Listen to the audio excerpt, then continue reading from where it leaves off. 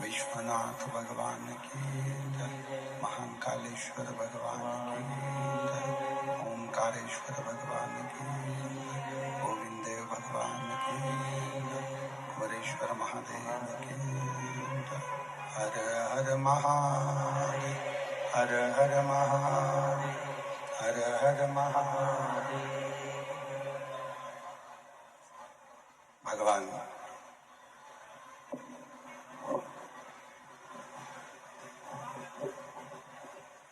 देवाधिदेव महादेव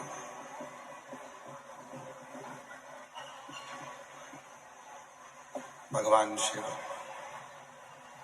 जिनकी पुनीत पावन पवित्र शिव महापुराण की कथा भगवान देवादिदेव महादेव की कृपा से, करुणा से, उनकी उदारता से श्रवण करने का सौभाग्य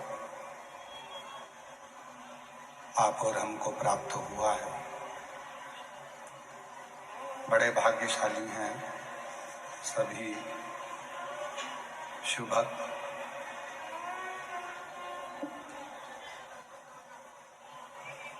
जो इस क्षेत्र के नवरात्रि के अवसर पर भगवान शिव की परम पवित्र शिव महापुराण की कथा को श्रवण कर रहे हैं और अपने जीवन को सार्थक कर रहे हैं। ये पवित्र कथा जयपुर राजस्थान की पवित्र धरा पर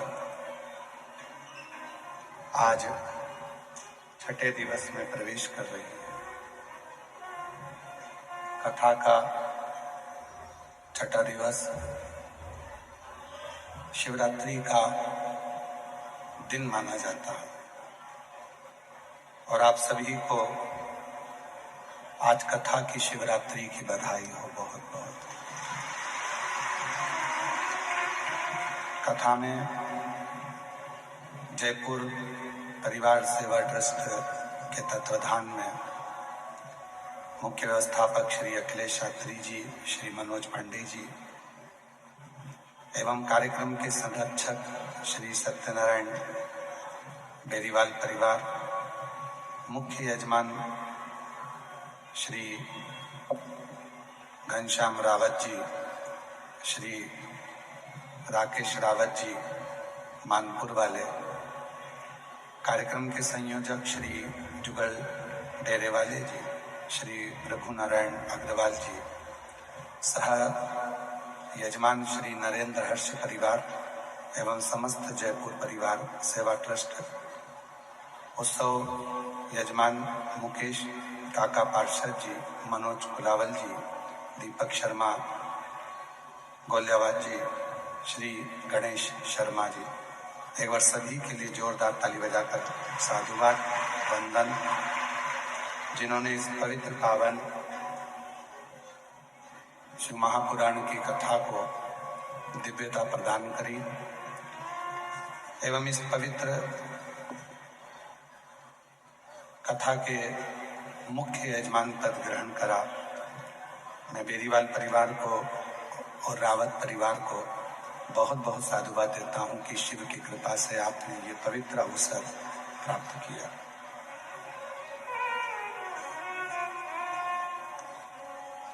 भीलवाड़ा राजस्थान में जो कथा 8 अप्रैल से 14 अप्रैल तक है, दोपहर में 2 बजे से 5 बजे तक, कथा के आयोजक श्री महंत बाबूगिरी जी महाराज जी यहाँ पधारे हैं, संत दास जी महाराज जी भी यहाँ पधारे हैं और क्षेत्रीय विधायक अशोक कुमार कोठारी जी भी यहाँ पधारे हैं। उन सभी को मैं बहुत बहुत साधुवाद देता हूँ जिनके यहाँ पर इतनी दिव्य और भव्य कथा भीलवाड़ा राजस्थान में होने जा रही है। एक बार विधायक महोदय के लिए और यजमान परिवार के लिए जोरदार ताली बजाकर उनका स्वागत करूंगा। तेरी कृपा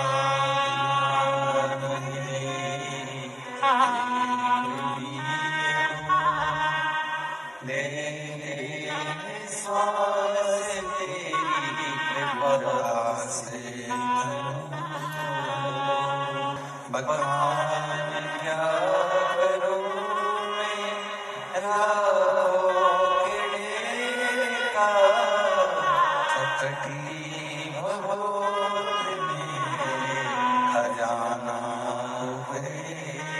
का गंगा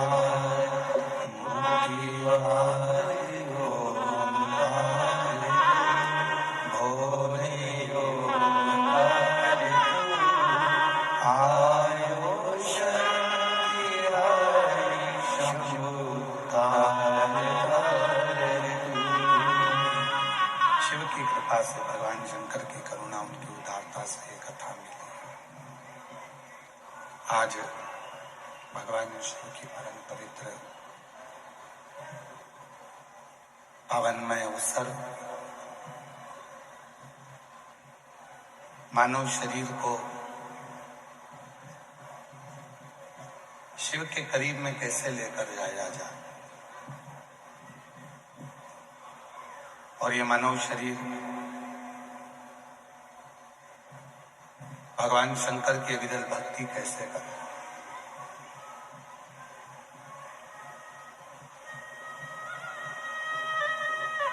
ऐसा नहीं है कि मानव शरीर एक ही बार मिला है।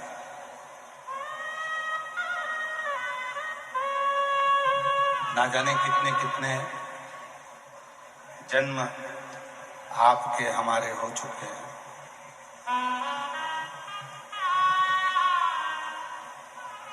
ना जाने कितने कितने जन्म आप और हम इस पृथ्वी पर ले चुके हैं। कोई ये नया जन्म नहीं है आपका और हमारा। पर पीछे की आवाज खोल दो। जो रोड पर बैठे हैं उनको भी आवाज है। रोड पे भी बहुत पब्लिक है और पीछे के जितनी भी ग्राउंड है सब दूर की आवाज खोल दीजिए, क्योंकि रोडों पे लोग बैठे हुए हैं, बहुत भीड़ है।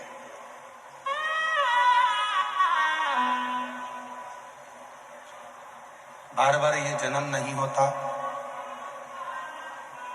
जन्म और मृत्यु का जो प्रपंच है इससे छूटना है। फिर जन्म लिया, फिर मर गए, फिर जन्म लिया, फिर मर गए।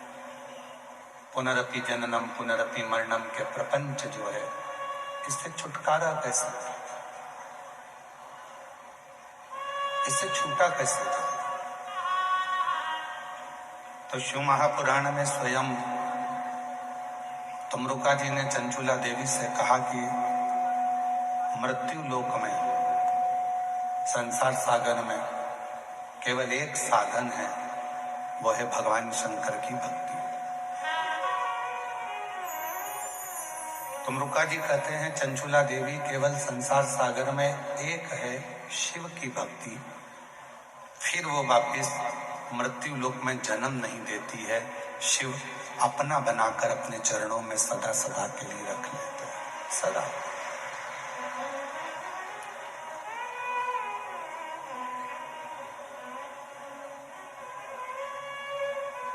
कई लोग कहते हैं शिव जी तीर्थ में है, कोई कहता है 12 ज्योतिर्लिंग में भगवान शंकर विराजमान है, कोई कहता है बद्रीनाथ में नारायण विराजमान है, कोई कहते हैं केदार में शिव बैठे हुए हैं।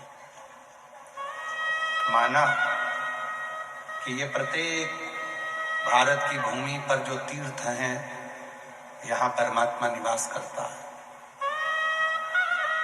और उन तीर्थ से भी ज्यादा शंभु शंभु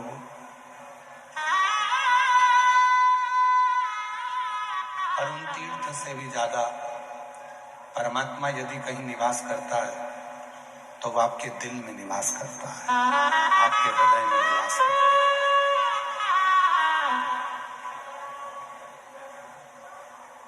हो सकता है तीर्थ में आप ढूंढने के लिए जाओगे और परमात्मा मिले कि ना मिले। किसी नदी के तट पर परमात्मा को ढूंढने के लिए जाओगे कि वो मिले कि ना मिले।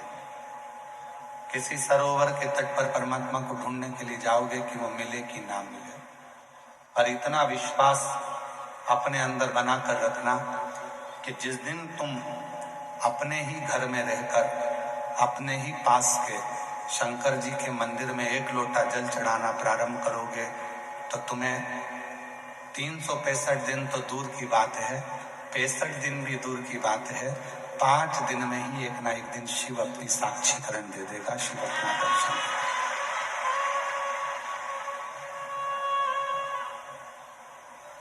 वो असली स्वरूप में मेरा भोले बाबा कभी नहीं आता। मेरा शंकर, तुम सोचो कि अपने स्वरूप में गले में नाक पहनकर, मृगछाला पहनकर, जटा बांधकर, चंद्रमा लगाकर, गंगा सिर पर रखकर आ जाएगा तो नहीं आ सकता, बिल्कुल नहीं।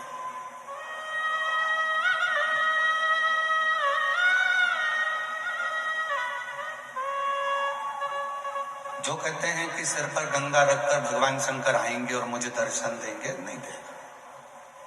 जो कहते हैं कि डमरू लेकर भगवान आएंगे और दर्शन देंगे, बिल्कुल नहीं आएंगे। कोई कह दे कि सांप गले में पहनकर भगवान आएंगे और मुझे दर्शन देंगे, नहीं देगा। दर्शन कैसे देगा? आपकी माता के रूप में, आपके पिता के रूप में, आपके कोई इष्ट मित्र के रूप में। जब दुख की घड़ी में तुम घिरे होगे, तब वो तुम्हारा अपना रिश्तेदार बनकर, तुम्हारा अपना परिवार का व्यक्ति बनकर तुम्हारे पास आएगा और तुम्हारी सहायता करेगा। और तुम उसको पहचान नहीं पाओ, तुम उसको जान नहीं पाओ।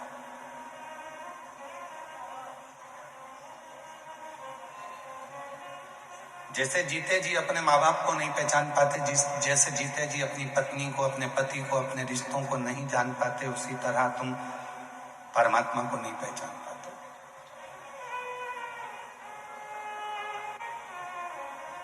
मरने के बाद उसके मुंह में दही पेड़ा खिला रहे हो, मरने के बाद उसके पसंद की गुलाब जामुन बनवा रहे हो, मरने के बाद उसके लिए खीर बनवा रहे हो।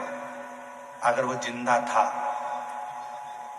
और उसको जीते जी मत गुलाब जामुन खिलाते, मत खीर खिलाते, पर प्रेम से मीठी वाणी बोल देते, तो भी वो आशीर्वाद देकर चला जाता। हमने उस परमात्मा को केवल मूर्ति में ढूंढा, हमने उसको सहजता में ढूंढा।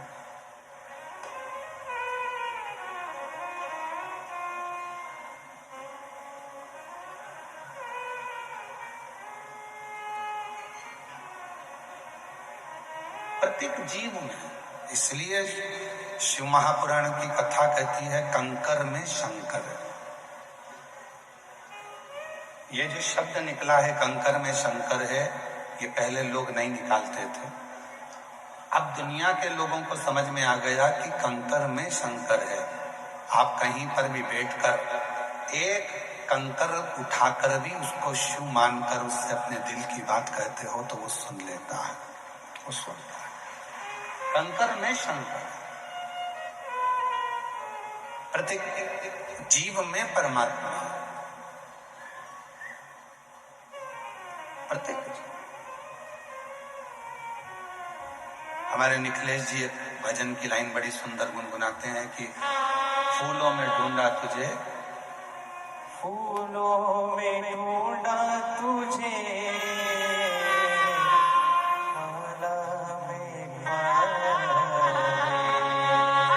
फूलों में ढूंढा तुझे,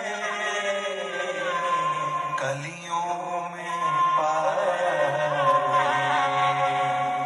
और फूलों की खुशबू में भोले बाबा का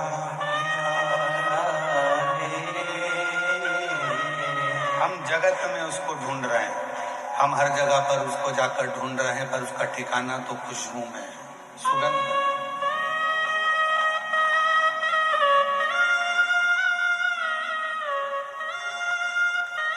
हम उसको ना जाने कहां कहां ढूंढने का प्रयास कर रहे हैं, पर उसका ठिकाना तो शिव महापुराण की कथा के शब्द में।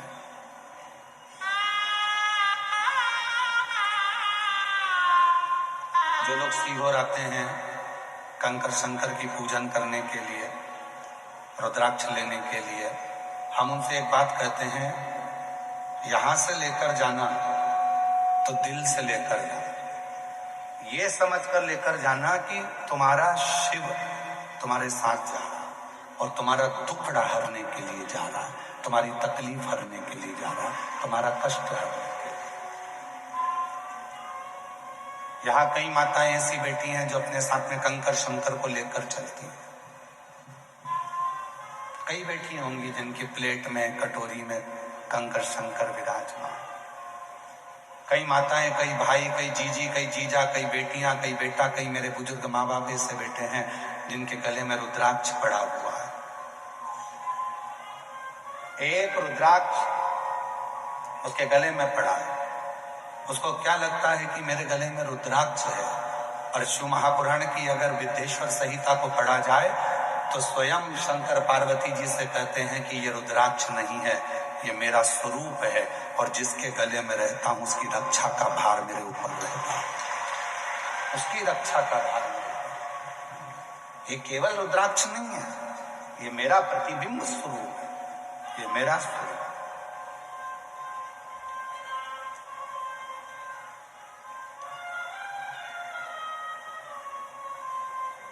मर गया तो दही पेड़ा खिला रहे हैं, मर गया तो तिरई में लड्डू पेड़ा गुलाब जामुन बनाकर खिला रहे हैं, ठीक नहीं।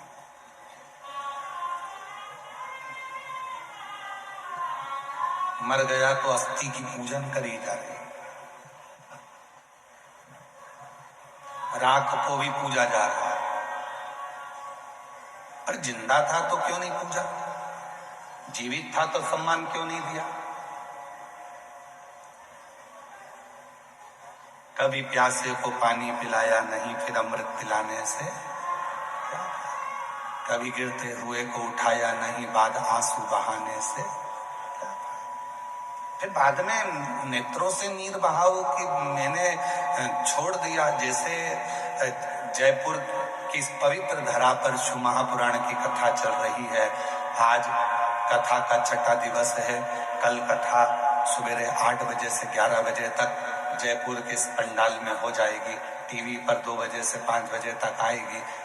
कथा विराम हो जाएगी और कई लोग जयपुर के और आसपास क्षेत्र के बाद में पछतावा करेंगे, अपने पास में कथा हुई, झोली भरकर मैं लेकर नहीं आ सकी, मेरा शिव आया था, अपने मन की बात कह ना सकी, बाद में पछतावा, आज नहीं।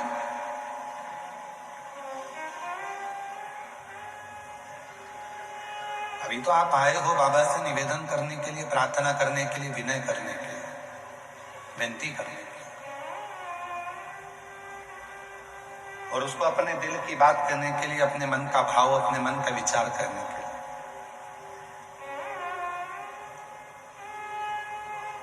शिव का भक्त, शिव साधक, शिव की आराधना करने वाला, शंकर की साधना करने वाला, माँ आद्य शक्ति की आराधना करने वाला, माँ आद्य शक्ति की साधना करने वाला किसी से कोई कामना नहीं रखता। कामना रखेगा जो भगवान शंकर का भजन करने वाला है, जो भगवान शंकर की साधना करने वाला है, जो भगवान शंकर का स्मरण करने वाला है, वो इंसान से कोई कामना नहीं रखता, वो भगवान से कामना रखता, वो शिव से कामना रखता। जो देगा तो मेरा भोले बाबा ही देगा, जो देगा तो मेरा शिव ही देगा, जो देगा तो मेरा शंकर ही देगा। रिश्तेदार नातेदार को कौन दे रहा है? वही दे रहा है। एक सुंदर प्रसंग है शिव महापुराण का, बहुत सुंदर प्रसंग।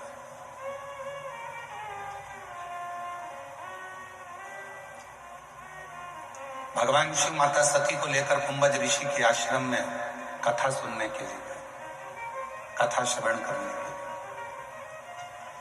कुंभज बाबा के यहाँ जब कथा सुनने के लिए गए और कुंभज ऋषि के यहाँ जब बैठकर कथा श्रवण कर रहे थे तो मां सती के मन में यह भाव उत्पन्न हो रहा था कि मेरे पति विवाह करने के बाद उनको तो मुझे कहीं घुमाने ले जाना था, कहीं भ्रमण करने ले जाना था, पर मेरे पति मुझे विवाह करने के बाद केवल कथा सुनाने के लिए लेकर आए। जो नियम भगवान शंकर ने सतयुग में प्रारंभ करा था, वो नियम आज तक संसार में चल रहा है। और मुझे उम्मीद है जो नियम मेरे देवाधिदेव महादेव ने सतयुग में प्रारंभ करा था, वो आज भी कलयुग में निभता है, वो भी कलयुग में चलता है, वो भी कलयुग में चलता है। और आपके घर पर भी वो नियम चल रहा है। माता सती के साथ शिव जी का विवाह हुआ और माता सती को लेकर शिव जी कथा सुनाने के लिए लेकर गए। आज भी प्रत्येक घर में नियम है, लड़के की शादी होती है, घर में बहू आती है और बहू आने के बाद में उसको सत्यनारायण भगवान की कथा में बिठाया जाता है, कथा सुनवाई जाती है। दोनों बना और बनी को, दोनों दूल्हा दुल्हन को बिठाकर कथा सुनाई। हमारे मध्य प्रदेश में ऐसा नियम है। राजस्थान में है क्या? कथा सुनवाते हैं। जब दोनों दूल्हा दुल्हन आते हैं, घर में शुभ कार्य होता है तो सत्यनारायण जी की कथा, भगवान की कोई कथा, कोई पितरों की पूजन, कोई अनुष्ठान करवाया जाता है जिससे उनको लगे कि हमारे पूर्वजों का यह अनुष्ठान है।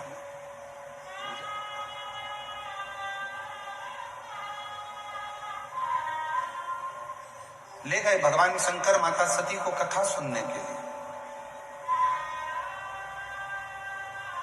कुंभज बाबा के आश्रम में बैठ गए कथा सुनने के लिए, और माता सती के दिल में ये बात आ रही है कि मेरे विवाह के बाद तो मुझे ले जाना था कोई घूमने के लिए, मेरे विवाह के बाद तो मुझे लेकर जाना था कहीं हिल स्टेशन पर घुमाने के लिए, पर विवाह के बाद मुझे मेरे पति लेकर आए हैं कुंभज ऋषि की यहाँ कथा सुनने के लिए, कथा श्रवण करने के लिए। सती ने मन में ये विचार करा कि मेरे पति भी मुझे कहाँ लेकर आए, इससे तो अच्छा है कि मेरे प्राण ही चले जाते, मैं जलकर भस्म ही हो जाती तो अच्छा था। शिव महापुराण की कथा कहती है, सती माता ने मन में सोचा कि मेरा शरीर चले जाता, और शिव जी कथा सुनते सुनते क्या विचार कर रहे हैं कि मुझे राम जी का दर्शन हो जाता। कुंभज ऋषि को हंसी आ गई। बाबा कुंभज ऋषि मुस्कुराए, हंसे। भगवान कुंभज ऋषि को बड़ी हंसी आ गई, और कुंभज ऋषि जैसे ही मुस्कुराए, जैसे ही हंसे, तो शिव जी ने पूछ लिया कि तुम हंस क्यों रहे हो? तो भगवान कुंभज ऋषि ने शंकर भगवान से कहा, मैं जानता हूं कि तुम मुझसे पूछ रहे हो कि मैं हंस क्यों रहा हूं, पर इस लीला को तो तुम भी जानते हो कि मेरे हंसने का कारण क्या है, मैं क्यों हंस रहा हूं, इसका कारण तो तुम भी जानते हो। तो शिव जी हंस दिए, और भगवान शंकर ने पूछा कुंभज ऋषि से, मैंने सुना है कि कथा सुनते समय जो मन में आता है वो मिलता जरूर है, मैंने जो मांगा क्या वो मुझे मिलेगा? कुंभज ऋषि कहने लगे, क्यों नहीं मिलेगा, पर सती ने जो मांगा है उसको भी मिलेगा। सती ने क्या मांगा? मैं जलकर भस्म हो जाऊं तो अच्छा, और शिव जी ने क्या मांगा? राम का दर्शन हो जाए तो अच्छा। दोनों की मुराद पूरी हो गई। बीच रास्ते में राम जी का दर्शन शिव जी को हो गया, और राम जी का दर्शन जैसे शिव जी को हुआ, सती मैया परीक्षा के लिए जाने लगी।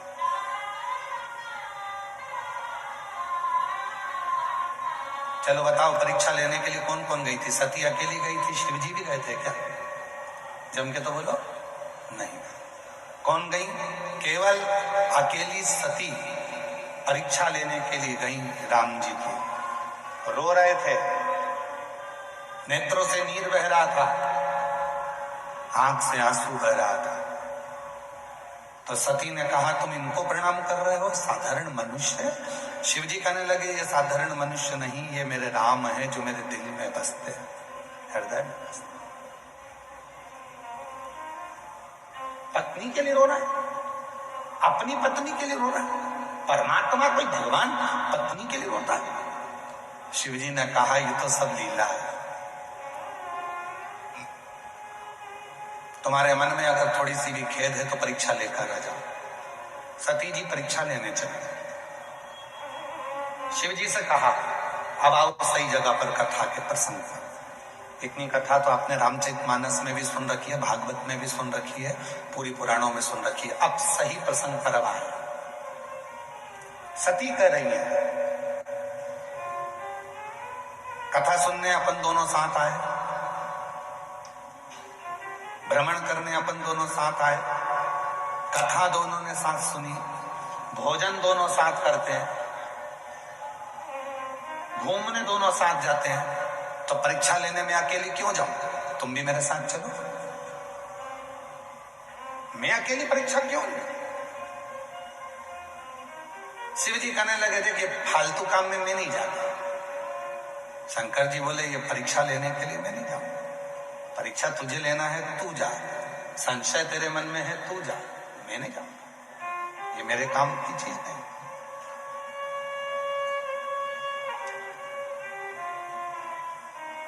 परीक्षा लेने में जाऊं? हाँ, परीक्षा लेने के लिए मैं नहीं जा सकता।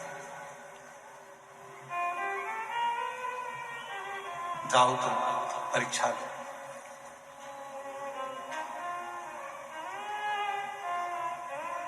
शिव जी से सती माता ने कहा कि ऐसा नहीं हो सकता, मैं तुम्हारे बिना परीक्षा लेने नहीं जाऊंगा। शिव जी कहने लगे मैं परीक्षा लेने नहीं जाऊंगा, साथ भोजन करेंगे चलेगा, पति पत्नी है साथ भोजन करेंगे चलेगा, साथ घूमने चलेंगे चलेगा, साथ मोटरसाइकिल पे बैठेंगे चलेगा, साथ फोर व्हीलर में बैठेंगे चलेगा, साथ कथा सुनने चलेंगे चलेगा, साथ माल घूमने चलेंगे चलेगा, साथ शॉपिंग करने चलेंगे चलेगा। पर याद रखना, बीमारी तुझे हुई है और तू कहे कि मुझे इंजेक्शन लग रहा है तो तुम भी लगवा, चलेगा? अरे जम के तो बोलो। शंकर जी ने कितनी सुंदर बात कही कि बीमारी तुझे हुई है, परीक्षा तू लेने जा रही है, संशय तुझे हुआ है, टेंशन तुझे हुआ है, अहंकार तुझे हुआ है, तो दवाई तुझे लेना पड़ेगी। अब कई लोगों की आदत, अब तुम हॉस्पिटल में जाओ और पत्नी बीमार पड़ गई और पत्नी पति से कहे जी अपन साथ में रोटी खाते थे, साथ में रहते थे, साथ में घूमने जाते थे, साथ में ससुराल जाते थे, साथ में शॉपिंग पे जाते थे, साथ में मॉल जाते थे, साथ में ये काम करते थे, साथ में वो काम करते थे।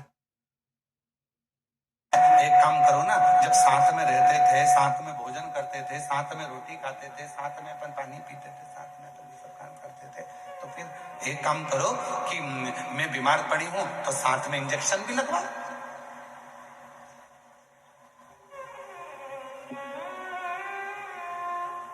दवाई भी साथ में लो।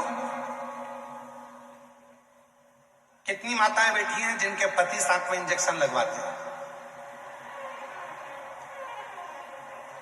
और कितने पति बैठे हैं जिनकी पत्नी साथ में बैठकर दवाई खाती हो। पति बीमार है तो पति भी दवाई खाएगा और मैं भी खाऊंगा। है कोई? नहीं, कोई नहीं। जिसको दर्द हुआ है दवाई उसे ही खाना है, और जिसके मन में संशय हुआ है परीक्षा लेने उसी को जाना है। मैं नहीं जाऊंगा, मैं नहीं। जिसको संशय हुआ वो जाए, तकलीफ अपने को हुई है तो दवाई अपने को खाना पड़ेगी, खुजाल अपने हाथ में चली अपने को खुजाना पड़ेगा, छींक अपने को आई है तो अपने को छींकना पड़ेगा। छींक तुम्हें आ रही हो, तुम पति से कह रही छींको छींको, अब पति बेचारा 2 घंटे से मुंह खोल के बैठा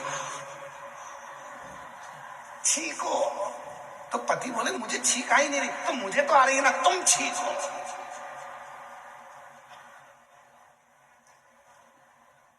मैं तुम्हें इतना प्रेम करती हूँ, इतनी चाहती हूँ, और तुम मेरे लिए इतना सा नहीं कर सकते। पति के तो आए तो छींको।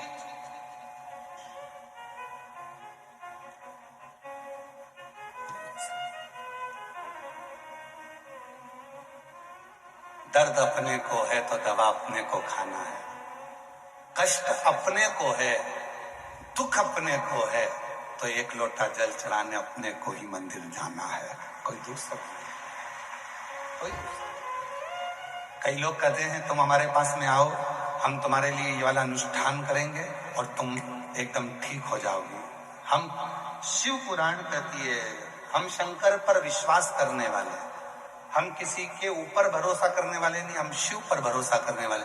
कोई कहता है मैं तेरे लिए ये वाला अनुष्ठान करूंगा, मैं तेरे लिए ये पाठ करूंगा, मैं तेरे लिए ये उपाय करूंगा, मैं तेरे लिए ये अनुष्ठान करूंगा, मैं तेरे लिए ये करूंगा, मैं तेरे लिए वो करूंगा। शिव महापुराण की कथा कहती है तुम्हारे मरने के बाद अगर तुम्हारे बेटे सैया दान कर रहे हैं तो ये मत सोचना कि तुम्हें मिली है। तुम्हारे मरने के बाद तुम्हारे बेटे अन्न का दान कर रहे हैं, यह मत सोचना कि तुम्हें मिला है। तुम्हारे मरने के बाद तुम्हारे बेटे अगर गीता का पाठ कर रहे हैं तो यह मत सोचना कि तुम्हें मिला है। तुमने जो जीते जी दान करा, तुमने जो जीते जी कथा सुनी, तुमने जो गीता जी का पाठ किया, तुमने जीते जी जो भजन किया, बस वो ही तुम्हारे साथ जाना है। मरने के बाद तो एक क्रम है जो निभाना, अपने जीते जी जो तुमने कर लिया।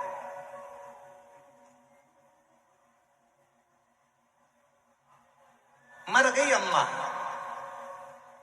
ट्रेन में बैठ के हरिद्वार ले जा रहे हैं, इतने से लोटे में भरकर, और सियोर वाला बाबा कहता था लोटा भर के जल चढ़ा रहे हो, लोटे में खुद पहुंच गई, लोटे में, पर जल नहीं चढ़ाया। रिजर्वेशन कराया, घर के लोगों ने कहा तुम्हारा टिकट अलग कराना, अम्मा का टिकट, माताजी का टिकट अलग कराना, तो माताजी का टिकट अलग कराया। एक सीट माताजी की खाली सीट थी, लोटा रखा था, कोई दूसरा चढ़ गया उस पे तो चिल्ला के दौड़ा, मेरी अम्मा बैठी है, उतर नीचे उतर, अम्मा बैठी है। तो बेचारा बोला कहाँ है अम्मा तेरी, वो दिख नहीं रहा, लोटे में है। अच्छा, अब भोजन करने बैठा तो घर के लोगों ने कहा था कि ले जा रहे हो हरिद्वार तो पहले अम्मा को खाना खिलाना, पत्तल लगाई, अम्मा की सीट पे रख दी, अम्मा खा लो। अब अम्मा कोई जिंद थोड़ी ना है कि लोटे में से निकल के ही करके खाए, खा लो लोटे में। पत्तल, चाय पी रहा था तो पहले अम्मा को पिलाना, चाय रख दी, अम्मा चाय। अब तूने 700 रुपए का टिकट कराया अम्मा का, 50 रुपए की चाय पिलाई, 150 का खाना खिलाया, ऑटो में ले जाके हरिद्वार पहुंचा, हरिद्वार में तूने पूरा काम करा, अम्मा को लोटे में से निकाल कर विसर्जन करा।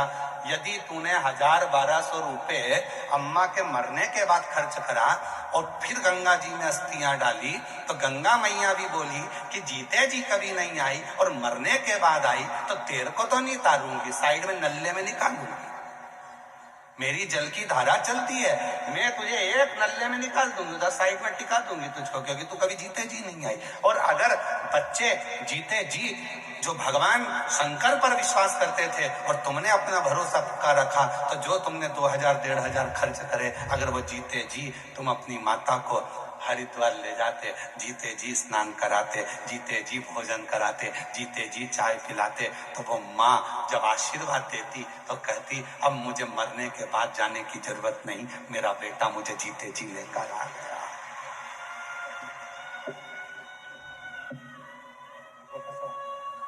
मेरा बेटा मुझे जीते जी लेकर आ गया, अब मुझे जाने की जरूरत नहीं। इसको कसम,